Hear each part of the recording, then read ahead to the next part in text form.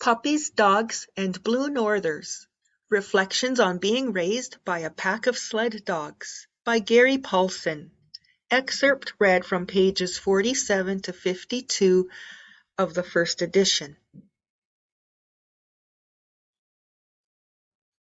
Young Run. The puppies grew, became a year, then a year and a half old, and then finally became dogs. We trained by logging, starting them at 4 months to get used to the feel of weight pulling behind them. First they get a plain harness to wear around for half an hour each day, just loose and running. Then a 4-foot piece of rope is attached to the harness for another few days. And finally, a short light piece of firewood, the log, is tied to the rope, and they run with that bouncing and skidding along behind them. They genetically know how to pull, want to run and pull, but going at it slowly lets them build confidence and have more fun in the process. The first run with Cookie's last litter were chaotic. I put Cookie on the front because she is so solid, and then King and William, who are steady and big and do not suffer nonsense. Then 3 pups. The pups know what it's all about, had watched us harness 1,000 times and knew what was coming. There was a new 4-inch layer of snow on the old snow pack for a cushion, and I hooked them all up to a light 14-pound racing sled with new plastic on the runners.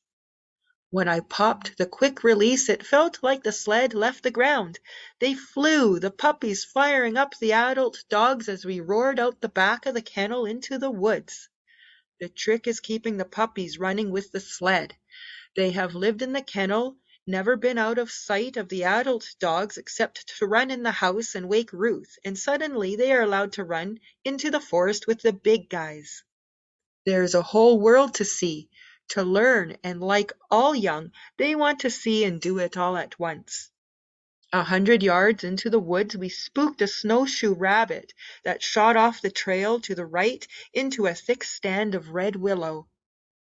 The pups went after him, and they went with such boundless enthusiasm that they infected the team, and we all went after the rabbit, even Cookie. We didn't catch him. We caught willows and trees and brush and deep snow, but we didn't catch the rabbit, and it didn't matter. I pulled everybody back on the trail, and we took off again and hadn't gone 60 yards when a red squirrel jumped from the base of a small tree and with the speed of light snaked up the balsam next to the trail. We went after him. We caught brush and tree limbs and more deep snow and tangled harnesses and our own feet. By this time I was laughing out loud, but we didn't catch the squirrel, and it didn't matter. A quarter mile farther on, a mouse blew out of the snow in a small clearing and skittered across the surface before diving back in. We went after him. The snow was easily 3 feet deep, and the team, pups and all, poised, bounded in the air, and dived beneath the snow, burying after the mouse and going so deep they seemed to have disappeared. We didn't get him. We got more deep snow and grass and the grand sight of a young doe's head poking up through new snow so that it looked disembodied, and we got wet and covered in powder, but we didn't get the mouse, and it didn't matter. 50 yards farther along, a ruffed grouse got up, thundering in a shower of snow, and the young dogs tried to fly and catch the grouse, and I swore for a second they'd make it. Poppy got tail feathers, but they didn't get the grouse, and it didn't matter.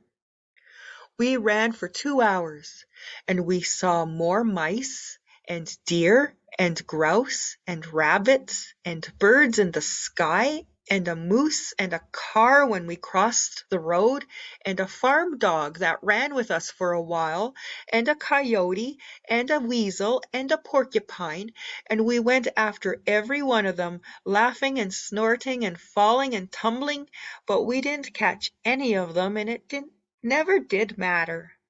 Nothing mattered but the day and the sun and the snow and the celebration of the first glorious run with the young dogs.